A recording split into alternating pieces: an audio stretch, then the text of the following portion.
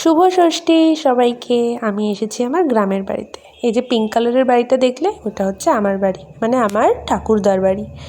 আর এই যে ছোটো দাদু এখানে বসে রয়েছে, এটা হচ্ছে আমাদের নিজেদের দালান। এখানেই আমাদের দুর্গা পুজো, লক্ষ্মী পুজো, তারপরে আমাদের 24 পহরা হয়, সব কিছু এখানে হয়। এবারে মা দুর্গা যেন অন্যই রূপে সেজে উঠেছে। এবারে জানো তো আমাদের পালা। পাড়ায় এরকম হাজরা বাড়ি, আমরা এখানে সবার আলাদা আলাদা পালা হয়। এবারে হচ্ছে আমাদের পালা। ওই যে আমার বাড়িটা আমি দেখাচ্ছি, আর এই যে এখানে হচ্ছে ষষ্ঠী কল্পনা। এটা হয় আমাদের কুলদেবতা যিনি আছেন দামোদরের মন্দিরে, কারণ আমরা কুলদেবতা ছাড়া কোনো পুজো করি না।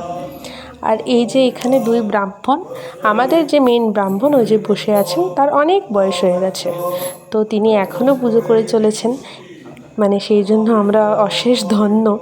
পুজো দেখো তোমরা, এই পুজোতে এখানে হচ্ছে দামোদর এখানে বসে আছে, আর এখানে কলাবউ বসে আছেন, আর হচ্ছে ষষ্ঠী কল্পনা। পুজোর শুরু হয়ে গেল। প্রচণ্ড মজা হচ্ছে ভিতরে ভিতরে যে মা এসেছেন। এই যে ছোট বেবিটা দেখছো, এরাও সবাই বসে আছি, আমরা ফুল ফ্যামিলি এখানে বসে আছি। ছোট বাড়ির সবাই, আমাদের ছোট বাড়ি, বড় বাড়ি, মেজো বাড়ি, এভাবে হয়। আর আমরা ছোট বাড়ি, আমাদের ছোট বাড়ির এবারে পালা।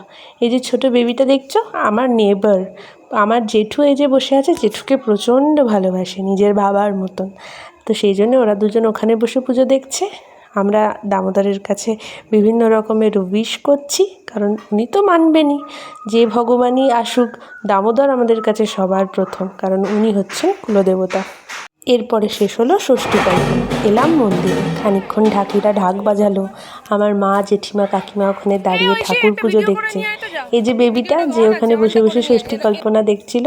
আর এই যে আমাদের ঠাকুর বাড়ি, কত সুন্দর লাগছে না? বাবারা, জেঠুরা, কাকুরা, দাদারা, আমরা, বৌদিরা, বন্ধুরা সব একসাথে গল্প করছি।